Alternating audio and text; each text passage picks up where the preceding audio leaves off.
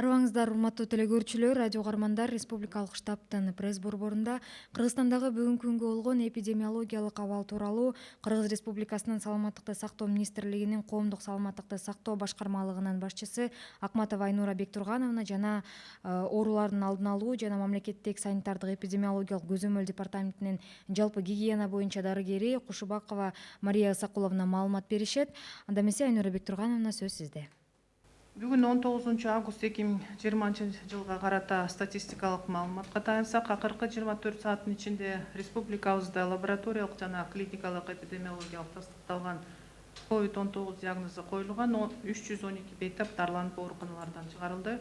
Алардын ичинен Бишкек шаарында 102, Ошто 18, Чүй облусунда 41, Ош облусунда 27, Талас облусунда 2, Нарын облусунда 13, Ысык көл облусунда 50, Жалал Абад облусунда 40 жана Баткен облусунда 19 бейтап. Жалпы дарыланып айыгып чыккандардын саны бүгүнкү күндө 35.197 бейтапты түздү.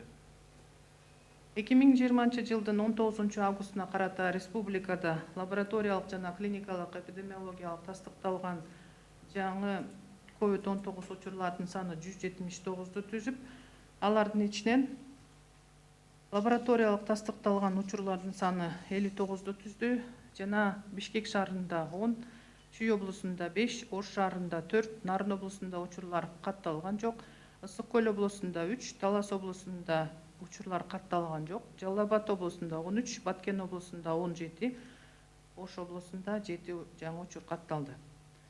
Клиникалык эпидемиологиялык тастыкталган учурлардын саны 120-ны түзүп, алардын ичинен Бишкек шаарында 29, Чүй облусунда 12, Ош шаарында 4, Нарын облусунда 3, Ысык көл облусунда 36, Талас облусунда 1, Жалал Абад облусунда 13, Баткен облусунда 5 жана Ош облусунда 14 учур катталды. Бүгүнкү күндө жалпылап айтканда 37.129 учур катталды. Алардын ичинен лабораториялык тастыкталган учурлардын саны 18.184-тү түздү жана клиникалык эпидемиологиялык тастыкталган учурлардын саны 24.141-ди түздү.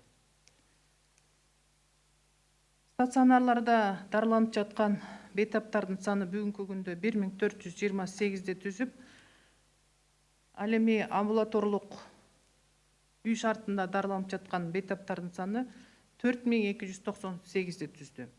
Алардын ичинен Бишкек шаарындагы ооруканаларында 231, Ош шаарында 91, Чүй облусунда 137, Ысык көл облусунда 212, Ош облусунда 255, Баткен облусунда 124, Жалал Абад облусунда 264, Талас облусунда 51 жана Нарын облусунда 63 бейтап дарыланууда. Бир сутка ичинде клиникалык эпидемиологиялык тастыкталган COVID-19 илдетинен бир өлүм учуру катталды. Бул Баткен облусунун Лейлек районунда. 19 август 2020 жылга карата медициналык кызматкерлердин арасында дагы 7 учур катталды. Алардын ичинен Бишкек шаарында 3, Баткен облусунда 3, Ысык көл облусунда 1 учур катталды. Жалпысынан республика боюнча 3045 учур катталды. Алардын ичинен бир суткада 4 медициналык кызматкер ооруканалардан айыгып чыгарылды жана 7 медициналык кызматкер үй карантининден айыгып чыкты. Жалпысынан республика боюнча 2363 медициналык кызматкер ооруканалардан дарыланып айыгып чыкты. На 19 августа 2020 года за последние сутки из стационаров страны выздоровели и выписаны с лабораторной клинико-эпидемиологически подтвержденным диагнозом COVID-19 312 пациентов. Из них в городе Бишкек 102, в городе Ош 18, Чуйской области 41, в Ошской области 27, Таласской области 2, в Нарынской области 13, в Ысыкульской области 50, Жалабадской области 40 и в Баткенской области 19 пациентов. За весь период на сегодня с выздоровлением выписано 35 197 пациентов. На 19 августа 2020 года зарегистрировано всего 179 новых случаев, из которых лабораторно подтвержденных случаев составили 59, и в городе Бишкек зарегистрировано 10 случаев, в Чуйской области 5, в городе Ош 4, в Нарынской области случаи не зарегистрированы, в Иссыкульской области 3, в Таласской области случай не зарегистрирован, в Джалабадской области 13, в Баткенской области 17 и в Волжской области 7 случаев. Клиника эпидемиологически подтвержденных случаев зарегистрировано 120, из них в городе Бишкек 29, в Чуйской области 12, в городе Ош 4, в Нарынской области 3, в Иссыкульской области 36, в Таласской области 1, в Джалабадской области 13, в Баткенской области 5 и в Волжской области 17 случаев. За весь период зарегистрировано 42 325 случаев, из них лабораторно подтвержденные случаи составили 18 184, и клиника эпидемиологически подтвержденные случаи 24 141. В стационарах страны на сегодня находится на лечении 1428 пациентов, и на амбулаторном лечении находится 4298 пациентов. Из 1428 пациентов, находящихся на стационарном лечении, в городе Бишкек находится 231 пациент, в городе Ош 91, в Чуйской области 137, в Иссыкульской области 212, в Волжской области 255, в Баткенской области 124, в Джалабадской области 264, в Таласской области 51 и в Нарынской области 63 пациента. За сутки от лабораторно подтвержденных и клинико-эпидемиологически подтвержденных случаев COVID-19 зарегистрирован один летальный случай, который зарегистрирован в Баткенской области, в Лилекском районе. Также среди медицинских работников на 19 августа 2020 года зарегистрировано 7 новых случаев, из которых в городе Бишкек 3, в Баткенской области 3, в Иссыкульской области 1, и общее количество медицинских работников с диагнозом COVID-19 составило 3045 случаев, из которых за сутки с выздоровлением выписано 4 медицинских работника, и с домашней самоизоляцией с выздоровлением выписано 7 медицинских работников. Всего по республике с выздоровлением выписано на сегодня 2363 медицинских работника. Саламатсыздарбы, урматтуу телевидение радио окуучулар. Бүгүнкү биздин темабыз ошо жаңы окуу жылы байланыштуу балдардын мектепке баруусу жөнүндө сөз болмокчу. Ошол боюнча кандай иш чаралар көрүнүп атат жана кайсы мектептин кайсы класстын окуучулары мектепке барат деген сөз болуп атат. Өзүңүздөр билгендей, ушу өкмөттүн чечими менен 1 сентябрдан баштап мектепке баягы салттуу түрдө 1 класстын гана окуучулары бара турган болуп чечилди. Ал эми башка класстардын окуучулары онлайн метод менен мындай айтканда окуусун алып бара турган болуп атат. Эми бүгүнкү күндө ошо 1 класстардын мектепке баруусуна шарт түзүү максатында азыркы убакта бизде ошо мугалимдер үчүн, балдар үчүн жана алардын ата энелери үчүн кандай шартта мектепке баруу, кандай шартта мектепте жүрүү жана кандай шартта балдарды кайра үйгө алып кетүү боюнча саламаттык сактоо министрлиги менен билим берүү министрлигинин чогулуп ошо нускама иштелип чыккан. Андан сырткары өзүңүздөр билгендей өкмөттүн 244 токтому менен бекитилген убактылуу биздин санитардык эрежелерде ошо мектепке жана мектеп жашына чейинки балдардын алгоритми жазылган.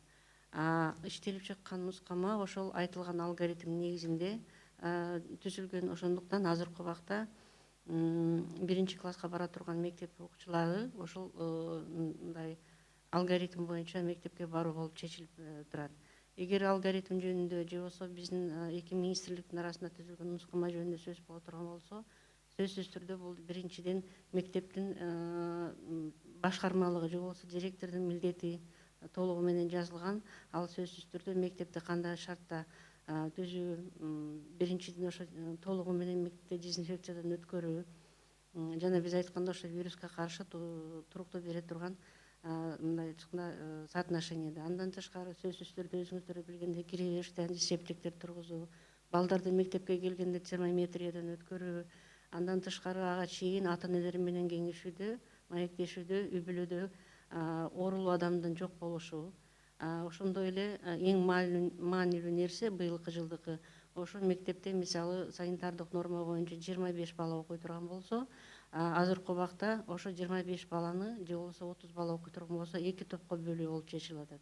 Ошондо баягы биз айтып атканда шахматтык түрдө балдар отуруш керек. Мындайча айтканда дистанциондук аралыкты сөзсүз түрдө сактоо боюнча, жана маска тагынуу боюнча, класстык бөлмөлөрдө сөзсүз түрдө кол жуганга, антисептиктер сөзсүз болуш керек. Андан тышкары дааратканаларда суу жана сөзсүз түрдө кагаз, самын болуу шарты да каралууда. Дагы бир өзгөчөлүк айтып кете турган нерсе, бул жерде азыр ошо ата энелерге мындайча айтканда баланы мектепке алып келеби же болбосо ошо онлайн метод менен окутабы, ошол шарттын дагы ата энелердин тандоосуна коюлган. Андан тышкары ата энелер менен сөзсүз түрдө билим берүү министрлиги келишим түзүп, ошо биз айткан санитардык нормаларды сактоо боюнча, балдарды алып кетүү шартын сактоо боюнча дагы каралууда. Көпчүлүк учурда мындай ата энелерге мүмкүнчүлүгү бар болсо балдарды алып келип, кайра өздөрү алып кеткен шарт болуш керек. Бирок мектепке алып келгенде ар кандай адам эмес, сөзсүз түрдө бир эле адам алып келип, кайра алып кетүү шарты каралууда. Андан тышкары ошол 15 бала ар бир класста мисалы окуй турган болсо, алардын чыгуу, эс алуу шарты дагы каралууда. Ошон үчүн баягы мектептерде баягы кире бериш эшиктин запасной эшиктери дагы каралып, ошо топтук балдар ойноп атканда баягы мындайча айтканда топтолбой аралыкты сактоо үчүн мектепте ошо жанагы мектептин расписанияларды дагы каралып, ошону азыр түзүү шарты каралууда. Негизи бүт мектептер, биринчи мектепти, ошо биринчи класска кабыл алуучу мектептердин баардыгы сөзсүз түрдө санитардык нормага төп келиш керек.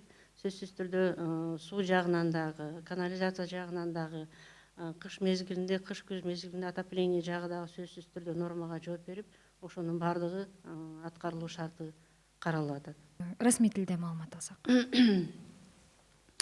Уважаемые телерадиослушатели, в данное время очень важным вопросом сейчас у многих родителей возникает вопрос о посещении детей в обычном режиме. Да, в настоящее время бывает очень много звонков у родителей, как будут обучаться дети в этом году. Правительством принято решение с 1 сентября начать обучение только первоклассников в обычном режиме. Остальные классы предусмотрено обучение в онлайн, то есть дистанционным методом. Мы к этому пришли почему? Потому что по ситуации в данное время, вы сами знаете, у нас самое положение такое, что правительство решило, только первый класс должен обучаться. К этому моменту у нас было разработано совместно с Министерством образования, с Министерством здравоохранения руководство для дошкольников и также для школьников разработаны инструкции по посещению школ, по нахождению в школе и как должны, то есть забирать родителей со школы. Кроме того, в данное время отличительной чертой является, что каждый класс, как в обычном режиме, то есть 25-30 человек, не будут обучаться, а будут обучаться, то есть проводится разуплотнение. То есть если в классе будет посещаться 30 учеников, то этот класс делится на 2 по 15 учеников. То есть рассаживание учеников будет по шахматному методу, соответственно, будут носить маски. Классы школы должны быть обеспечены дезинфицирующими растворами, то есть антисептиками, с антисептическими салфетками.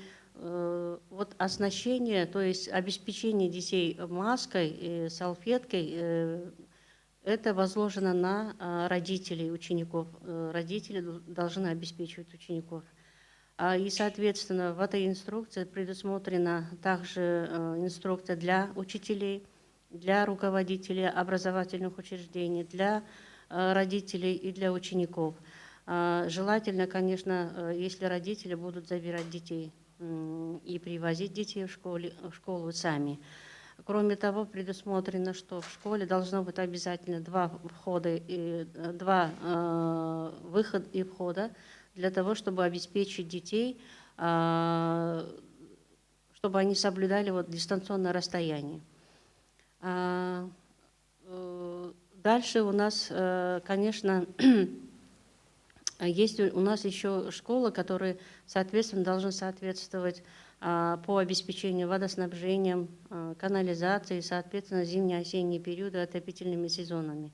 То есть отопительными выполняются эти мероприятия. Поэтому в данное время сейчас многие школы готовятся к этому правилу, и в конце, наверное, года будут уже, может быть, после первой четверти, может быть, в конце года уже будет видно вопрос дальнейшего обучения наших учащихся. Спасибо.